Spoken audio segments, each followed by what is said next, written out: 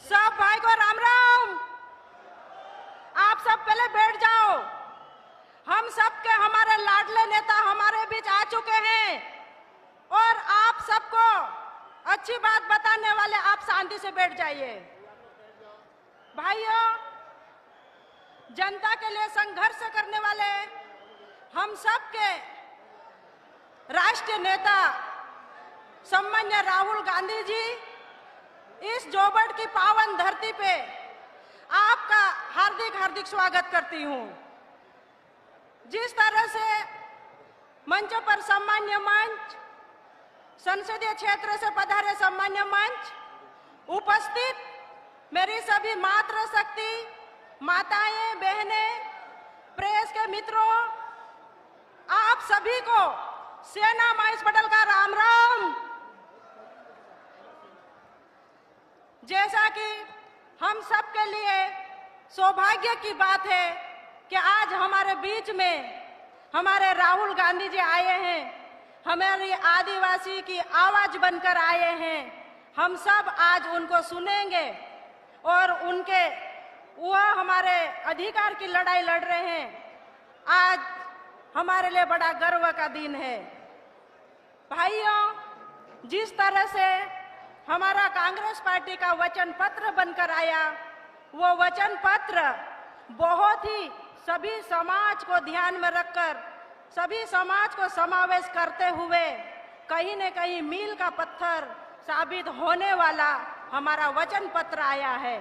और ये जो वचन पत्र है, ये आपके घर घर तक हमने एक पेम्पलेट के द्वारा पहुंचा दिया गया है। भाइयों, हमारे युवाओं को रोजगार देने की गारंटी कांग्रेस की सरकार करने जा रही है। हमारे महिलाओं को 1-1 लाख रुपए देने की गारंटी कांग्रेस की सरकार करने जा रही है। ये बाजे वाले बंद करवा दे, बाजे वाले बंद करवा दे, बाजे वाले बंद करवा दे थोड़ी देर।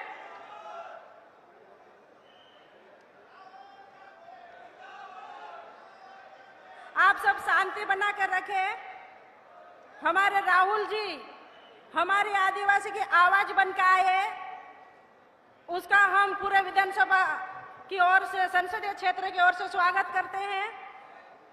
हमारे युवाओं को रोजगार देने की गारंटी कांग्रेस की सरकार करने जा रही है। हमारे महिलाओं को 1 लाख रुपए 1 साल देने का काम कांग्रेस की सरकार करने जा रही है। हमारी माताओं को, हमारे श्रमिक मजदूरों को 400 रुपये प्रतिदिन देने का काम कांग्रेस की सरकार करने जा रही है।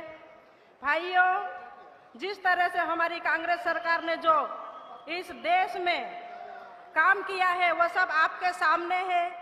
उन्होंने बड़े बड़े IIT, एम्स और जितनी भी जो संस्थाएं हैं, वो सभी संस्थाएं कांग्रेस की सरकार की देन है।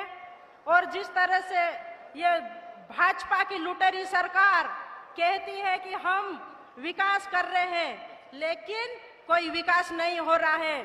जिस तरह से जिस देश को लूटने का काम कर रही, वो भाजपा की सरकार कर रही है।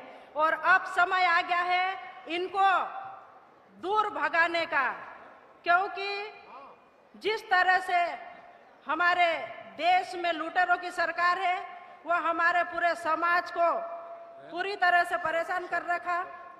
आज ये जो कांग्रेस को आप वोट करोगे, ये वोट हमारे अधिकारों का वोट होगा। आप जो कांग्रेस को वोट करोगे, ये वोट हमारा लोकतंत्र बचाने का वोट होगा। आप जो कांग्रेस को वोट करोगे, ये वोट हमारे संविधान को बचाने का होगा। आप जो कांग्रेस को वोट करोगे, ये वोट हमारे अधिकार, हमारे जल जंगल जमीन बचाने का वोट होगा। भाइयों, आपको अपना अधिकार पहचानना है। भाइयों, आप सब मुझे सुना, हम सब राहुल जी को सुनेंगे, इसलिए आपको बहुत बहुत धन्यवाद। जय हिंद, जय भारत।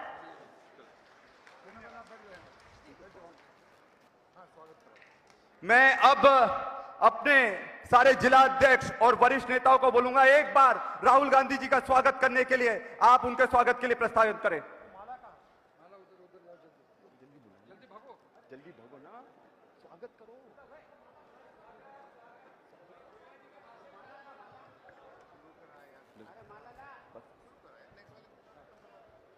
मैं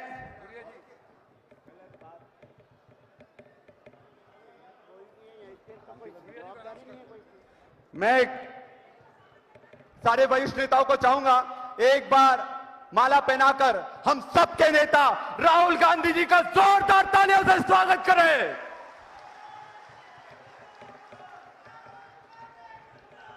राहुल गांधी, राहुल गांधी, राहुल गांधी, राहुल गांधी।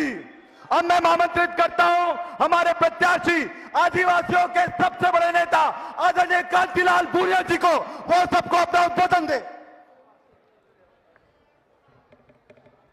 उनको सबको बिठा दो, बिठा दो।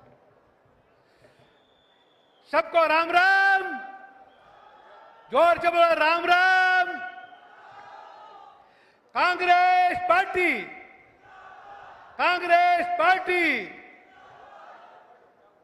सब आप बैठ जाओ मंच के ऊपर, पीछे सब बैठ जाओ आप लोग, प्लीज आप बैठ जाओ। क्या कर रहे हैं यार?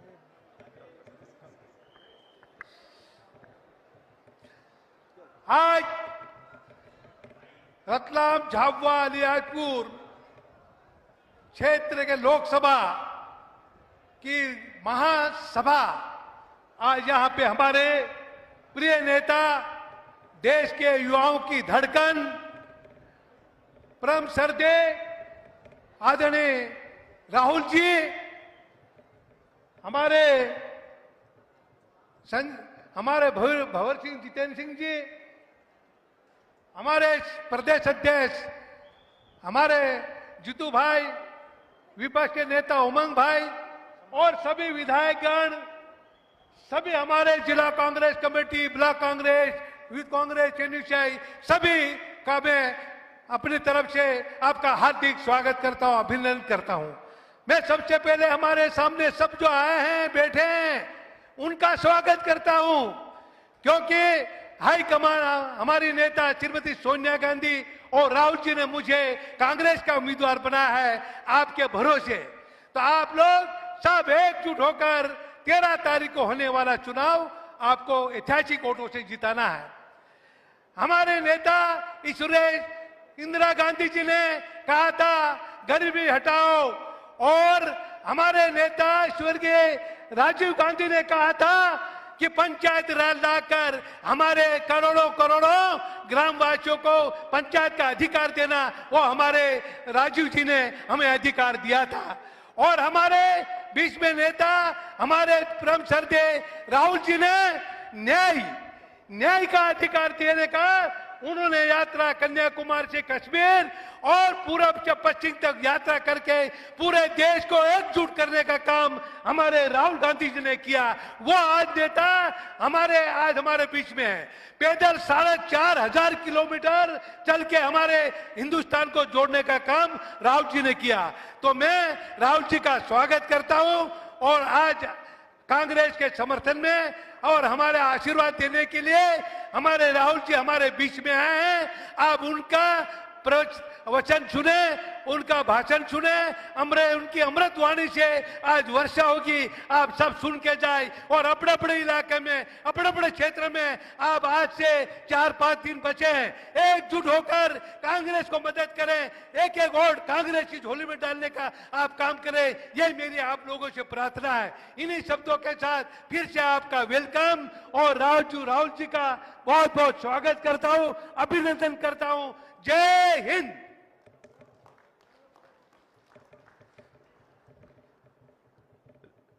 मैं हमारे नेता प्रतिपक्ष आदिवासियों के बड़े नेता उमंग सिंगार जी को हमारे बीच में उपस्थित हैं, उनको मैं चाहूंगा वो अपने उद्बोधन से सभी लोगों में ऊर्जा का संचार करें। सम्मानित राहुल गांधी जी, सम्मानित जितेंद्र सिंह जी, सम्मानित जीतू पटवारी, सम्मानित मंच और दूर दूर से पधारे सभी आदिवासी भाइयों को सबको राम राम। इतने धीरे बोलोगे तो कैसे होगा, मोदी को कैसे सुनाई देगा? राम राम। और मैं राम राम इसलिए कह रहा हूं कि हमारी कई पीढ़ियां हो गई राम राम करते। दादा परदादा कब गांव में मिलते तो राम राम करते। वो भारतीय जनता पार्टी अब अपने को राम राम सिखा रही है। तो मैं आप साथियों, मोदी जी जिस प्रकार से निम्न स्तर के भाषण दे रहे, कल उन्होंने कहीं कहा था कि पीएम सीएम हम युवाओं को बनाना चाहते। भैया आप 75 पार कर गए, आप मुख्य पीएम का पद छोड़ोगे जब नए युवा का मौका आएगा। रही बात साथियों, पीएम सीएम तो एक बनेगा, लेकिन मोदी जी आप देश के 2 करोड़ युवाओं की नौकरी की बात करी थी आपने। अरे मुख्यमंत्री प्रधानमंत्री नहीं, उस देश के युवा को नौकरी चाहिए, बेरोजगार नहीं चाहिए। ये इसकी बात कीजिए। ये मैं आपसे मोदी से कहना चाहता हूं। कल आ रहे आपके इधर तो ये बात आपसे कहना चाहूंगा झाबुआ रतलाम के लोगों से कि आप हमें नौकरी कब देंगे? पीएम सीएम तो एक व्यक्ति बनेगा, लेकिन 2 करोड़ युवाओं को नौकरी कब मिलेगी?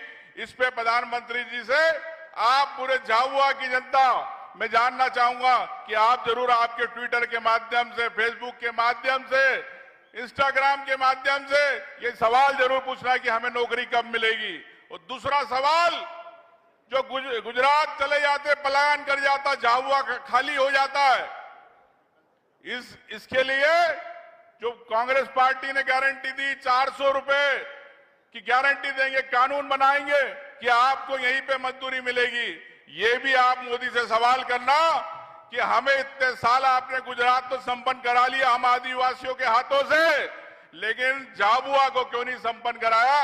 इस बात को भी आपको सवाल करना है। और बस आपसे यही कहना चाहता हूं, माननीय आपको आप सुनना चाहते हैं। धन्यवाद। जय हिंद, जय भारत। राहुल भैया, हम आदिवासियों में बहुत ज्यादा गुस्सा है, आक्रोश है। हम लोग जो चांदी पहनते हैं वो 60,000 किलो बढ़ा से 90,000 किलो इस सरकार ने कर दी है। हमारे लोगों को आतंक के साए में जीना पड़ रहा है और ये लोग आदिवासियों को भिखारी बोलते हैं, फोकट का राशन बोलते हैं। हम लोग ये सहने वाले नहीं है और आपके कंधे से कंधा मिलाकर आपके नेतृत्व में इसको इस चुनाव में मुंह तोड़ जवाब देंगे। दोगे कि नहीं दोगे? मुंह तोड़ जवाब दोगे कि नहीं दोगे? मैं चाहूंगा हमारे प्रदेश अध्यक्ष जीतू पटवारी जी अब हमें उद्बोधन करें। जय जोहार। एक साथ एकजुटता से जरा जागो। जय जोहार। आदरणीय उपस्थित सभी सम्मानित, यहाँ इतनी बड़ी तादाद में आए हमारे आदिवासी समुदाय के परिवारजन, किसान परिवार के समुदाय जन, हमारी माताएं बहनें, हमारे बीच में आज हमारे नेता, एक ऐसा व्यक्तित्व जो लगातार 10 साल से देश की आवाज बनकर, विपक्ष की आवाज बनकर, किसान की, गरीब की, युवा की, वो जो पीड़ित वर्ग है उसकी आवाज बनकर पूरे देश में अलग जगाए हुए हैं आदरणीय राहुल गांधी जी। हमारे बीच में जरा जोरदार तालियों से उनका स्वागत करो, एक साथ जोरदार तालियां बजाकर। मंच पर विराजित सम्मानित सभी नेतागण, आदरणीय राहुल जी, नरेंद्र मोदी जी के हम भाषण सुनते हैं, वो आपको संबोधित करते हैं शहजादे से, कांग्रेस के शहजादे, और नरेंद्र मोदी जी खुद को कहते हैं मैं फकीर हूं। देशवासियों, जो फकीर है वो 8,500 करोड़ के जहाज में घूमते हैं, 20 लाख का सूट पहनते हैं। जो फकीर है वो बिल गेट्स से मिलते हैं, केवल 20-25 अडानी अंबानी जैसे उद्योगपतियों से मिलते हैं। हीरो और हीरोइन जितने भी एक्टर हैं उनके साथ फोटो खिंचवाते हैं और सिर्फ फोटो सेशन करके इवेंट करते हैं देश में। और जिनको वो शहजादा कहते हैं, वो किसान से उसके खेत में जाके उसके साथ रोपाई करते हैं और उसके दर्द को समझते हैं।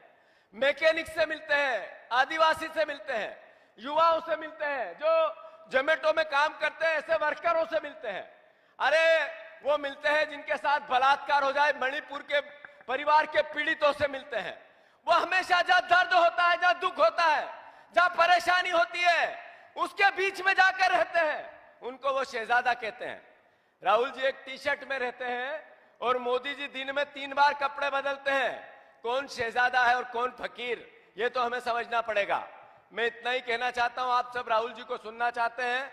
मध्य प्रदेश में राहुल जी अभी बीजेपी की एक चलन था, अब की बार 29 पार।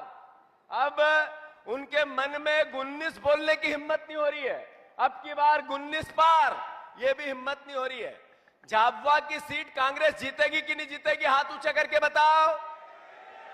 आप सब लगोगे कि नहीं लगोगे, हाथ ऊंचा करके बताओ।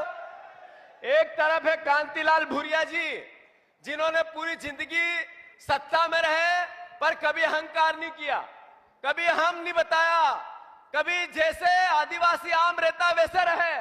और दूसरी तरफ है जो भारतीय जनता पार्टी के मंत्री है, उनकी धर्मपत्नी। अभी विक्रांत को लेके वो एक वीडियो मैंने सुना कि विक्रांत भूरिया सुन लेना, चुनाव चले जाएंगे फिर हिसाब करूंगा।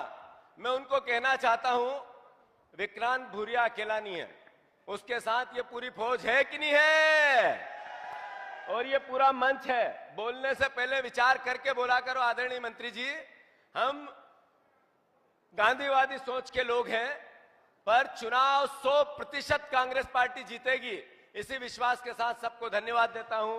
और आदरणीय राहुल जी के लिए आप सब जोरदार तालियां बजाएं, इसका आग्रह करता हूं। एक बात मैं राहुल भैया आपको बताना चाहता हूं, आज अलीराजपुर का दुर्भाग्य है कि ऐसे व्यक्ति को मंत्री बनाया गया है जो खुद वन काटता उसको वन मंत्री बना दिया, जो पर्यावरण को नुकसान करता उसको मंत्री बना दिया। और हमारे बीच में राहुल गांधी जी आ गए, इंदिरा जी के पोते, राजीव जी का लाल, हमारे बीच में राहुल गांधी जी आ गए। एक बार जोरदार तालियों से हम उनका स्वागत करते हैं।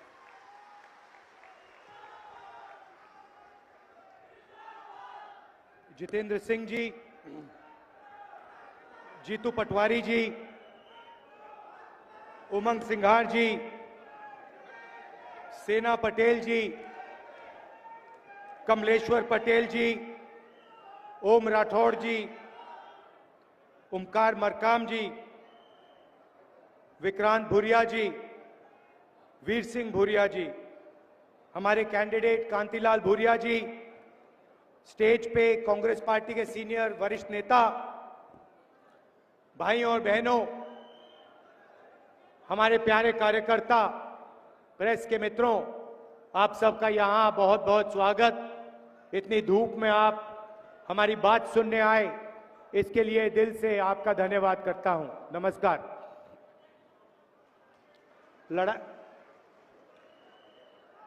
ये जो चुनाव हो रहा है, ये संविधान बचाने का चुनाव है। ये हिंदुस्तान का संविधान है, इसको बीजेपी और आरएसएस खत्म करना चाहते हैं, बदलना चाहते हैं, फेंक देना चाहते हैं। और कांग्रेस पार्टी, इंडिया गठबंधन इस संविधान की रक्षा कर रहा है, इसको बचाने की कोशिश कर रहे हैं। जो भी हिंदुस्तान के आदिवासियों को मिला है, दलितों को मिला है, पिछड़ों को मिला है, आपके जल, जमीन, जंगल का जो हक है, वो सारा का सारा इस संविधान ने आपको दिया है। नरेंद्र मोदी चाहते हैं कि इसको परे किया जाए और उनका पूरा का पूरा राज हो और आपके जो अधिकार हैं वो आपसे छीने जाए। ये उनका लक्ष्य है और हम उनको रोकने की कोशिश कर रहे हैं। भाइयों और बहनों, चाहे वो पब्लिक सेक्टर हो, चाहे वो रिजर्वेशन हो, चाहे वो शिक्षा हो, स्वास्थ्य हो, जो भी आज आदिवासियों को, दलितों को, पिछड़ों को मिलता है, वो इसके कारण मिलता है। और बीजेपी के नेताओं ने साफ बोल दिया है कि अगर वो चुनाव जीतेंगे तो वो इस किताब को बदल के परे कर देंगे। इसलिए उन्होंने 400 सीट का नारा दिया था। 400 सीट छोड़िए, उनको 150 सीट नहीं मिलने वाली है।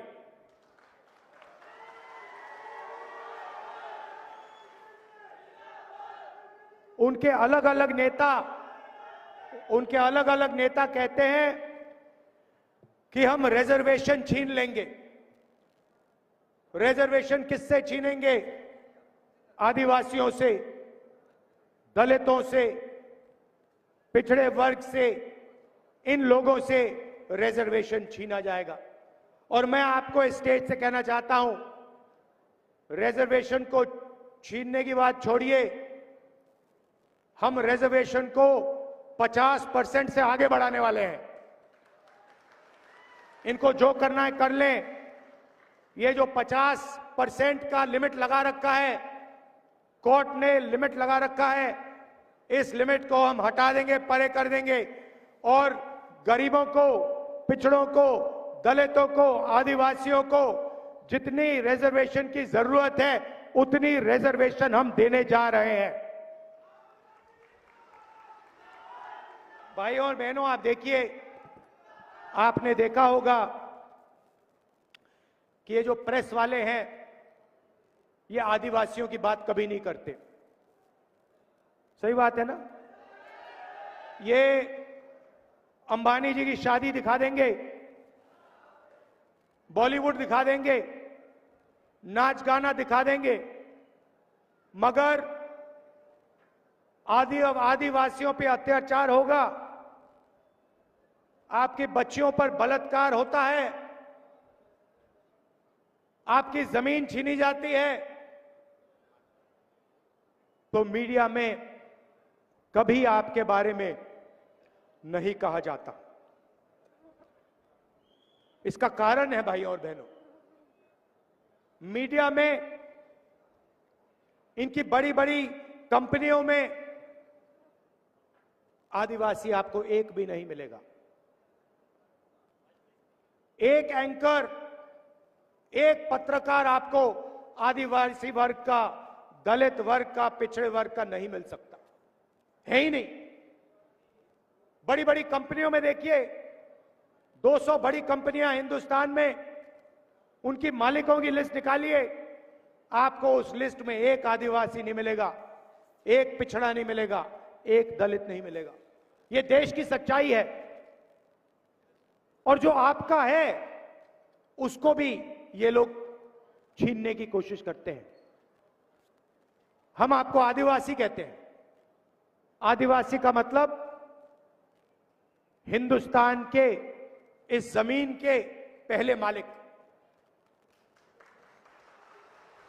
अगर आप इस जमीन के, इस जंगल के पहले मालिक हो, अगर हम आपको आदिवासी कहते हैं, तो उस जंगल का, जमीन का अधिकार सबसे पहले आपको मिलना चाहिए।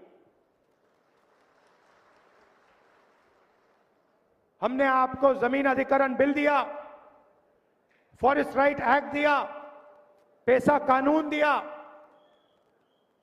और जो भी हम करते हैं आपके लिए, आपके हक के लिए, जैसे इनकी सरकार आती है उसको रिवर्स कर देते हैं, उल्टा कर देते हैं। भाइयों और बहनों, हिंदुस्तान की सरकार को 90 लोग चलाते हैं, आईएएस अफसर हैं, पूरा का पूरा बजट वो बांटते हैं। 90 में से आप जानते हो आदिवासी वर्ग के कितने अफसर हैं? एक अफसर है। 90 में से एक अफसर आपका है। 8% आपकी आबादी है। पिछड़ों की 50% आबादी, उनके 3 अफसर। दलितों की 15%, उनके 3 अफसर। और भाइयों और बहनों, अगर बजट में 100 रुपए का निर्णय लिया जाता है तो आदिवासी अफसर 10 पैसे का निर्णय लेते हैं। 100 रुपए में से 10 पैसे की आपकी भागीदारी है। आपके लोग ना मीडिया में दिखेंगे, ना कॉर्पोरेट इंडिया में दिखेंगे, ना बड़े बड़े अस्पतालों को चलाते हुए दिखेंगे, ना बड़े कॉलेज यूनिवर्सिटी को चलाते हुए दिखेंगे। आपकी इस देश में कोई भागीदारी नहीं है। ये देश की सच्चाई है कि आदिवासियों की, दलितों की, पिछड़ों की इस देश में कोई भागीदारी नहीं है। इसको हम बदलना चाहते हैं। हम चाहते हैं कि इस देश में आपकी भागीदारी हो, मीडिया में आपके लोग हो, बड़ी बड़ी कंपनियों में आपके लोग हो, सरकार में आपके लोग हो, प्राइवेट अस्पताल, private college, private university, public sector में आपके लोग हो। इसीलिए हमने निर्णय लिया है कि हम जाति जनगणना करने जा रहे हैं। जाति जनगणना से आपको पता लग जाएगा कि आपकी आबादी कितनी है और देश की संस्थाओं में आपकी भागीदारी कितनी है। इकोनॉमिक सर्वे होगा और सबको पता लग जाएगा कि इतने % आदिवासी हैं, इतना धन उनके हाथ में है, इतनी संस्थाओं में उनके लोग हैं। ये क्रांतिकारी काम है। इससे हिंदुस्तान की राजनीतिक बदलने जा रही है और हम ये आपके लिए करने जा रहे हैं। दूसरा काम, नरेंद्र मोदी जी ने 22 लोगों का लाखों करोड़ रुपए कर्जा माफ किया, अरबपतियों को पैसा दिया। हमने मन बना लिया है कि अगर वो अरबपतियों को पैसा दे सकते हैं तो हम दलितों को, आदिवासियों को, पिछड़ों को, गरीब जनरल कास्ट के लोगों को पैसा दे सकते हैं। उन्होंने, अभी आप ठहर जाइए, ताली अभी मत बजाइए, जो मैं आपको बताने जा रहा हूं उसके बाद ऑटोमेटिक ताली बजेगी, देखना। भाइयों और बहनों, उन्होंने 22 अरबपति बनाए, हम करोड़ों लाखपति बनाने जा रहे हैं। महालक्ष्मी योजना, हिंदुस्तान के सारे गरीब परिवारों की लिस्ट बनेगी। हर गरीब परिवार में से एक महिला चुनी जाएगी। आदिवासी परिवार, दलित परिवार, पिछड़ों के परिवार, किसानों के, मजदूरों के, गरीब जनरल कास्ट के परिवार, हर परिवार में से एक महिला का नाम चुना जाएगा और उस महिला के बैंक अकाउंट में हम 10,000 रुपए नहीं, 30,000 नहीं, 50 नहीं, 70,000 नहीं, 80,000 नहीं, 90,000 नहीं, 1 लाख रुपया उसके बैंक अकाउंट में हम डालने जाएंगे। बजी ना ताली? 1 लाख रुपए हर गरीब परिवार के बैंक अकाउंट में जाएगा। हर महीने 8,500 रुपए, हर साल 1 लाख रुपए, उस दिन तक जिस दिन तक वो परिवार गरीबी रेखा से ऊपर आ जाएगा। क्रांतिकारी काम। करोड़ों परिवार के बैंक अकाउंट में साल का 1 लाख रुपए आएगा। किसानों को कानूनी मिनिमम सपोर्ट प्राइस हम देने जा रहे हैं। आपको अनाज के लिए, शुगर केन के लिए, धान के लिए, जो भी आप उगाते हो उसके लिए कानूनी मिनिमम सपोर्ट प्राइस, मतलब कम से कम दाम आपको गारंटी करके कानून दिलवाएगा। जैसे ही सरकार आएगी वैसे ही हम किसानों का कर्जा माफ करने जा रहे हैं। सारे के सारे किसानों का कर्जा माफ। और आदिवासी युवाओं के लिए, दलित पिछड़े वर्ग के युवाओं के लिए, गरीब जनरल कास्ट के युवाओं के लिए हम एक नई योजना लाए हैं, पहली नौकरी पक्की। मोदी जी ने झूठ बोला, 2 करोड़ रोजगार देने की बात की, नोटबंदी लागू की, गलत जीएसटी लागू कर दी, छोटे दुकानदारों को, स्मॉल और मीडियम इंडस्ट्री वालों को खत्म कर दिया, बंद कर दिया। देश में 45 साल से सबसे ज्यादा बेरोजगारी है। आपके लोग मध्य प्रदेश से गुजरात जाते हैं मजदूरी करने, इसीलिए हम ये योजना ला रहे हैं। पहली नौकरी पक्की का मतलब, जैसे अमीर घर के बच्चे 1 साल की नौकरी लेते हैं, उसमें उनकी ट्रेनिंग होती है, पैसा मिलता है, वैसे ही हम हिंदुस्तान के सारे ग्रेजुएट्स को, कॉलेज और यूनिवर्सिटी के ग्रेजुएट्स को, डिप्लोमा होल्डर्स को 1 साल की नौकरी का अधिकार देने जा रहे हैं। 1 साल की नौकरी मिलेगी, ट्रेनिंग मिलेगी और 1 साल के 1 लाख रुपए हर युवा के बैंक अकाउंट में हम डाल देंगे, 8,500 रुपए महीने के। भाइयों और बहनों, मैं जानता हूं आप मनरेगा में यहां पे काम करते हो, 250 रुपए आपको मिलते हैं। चुनाव के एकदम बाद 400 रुपए आपको मनरेगा के लिए मिलने जा रहे हैं। और आशा और आंगनवाड़ी की जो महिलाएं हैं, उनकी आमदनी हम दुगनी करने जा रहे हैं। तो ये हमारी गारंटियां हैं, इससे आपकी जिंदगी बदल जाएगी। घर में पैसा आएगा,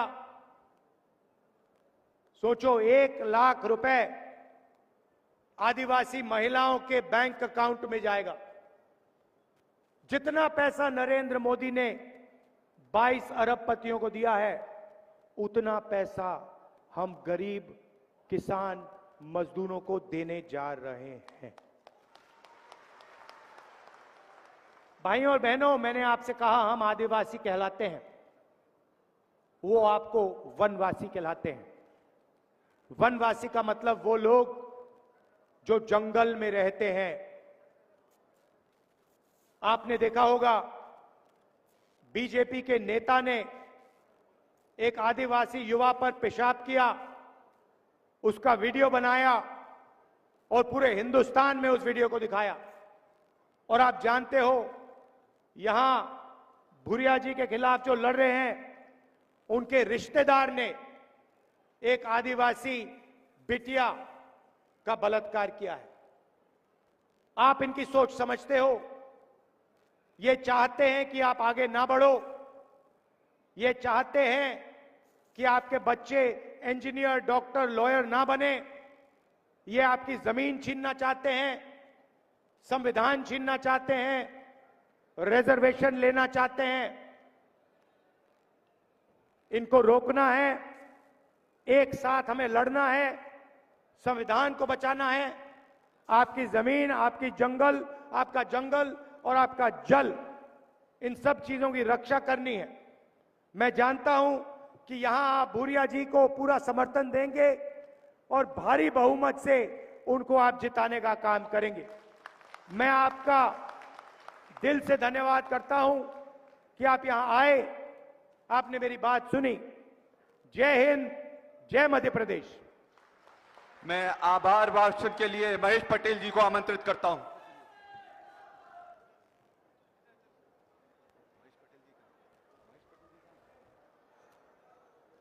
आभार भाषण के लिए महेश पटेल जी।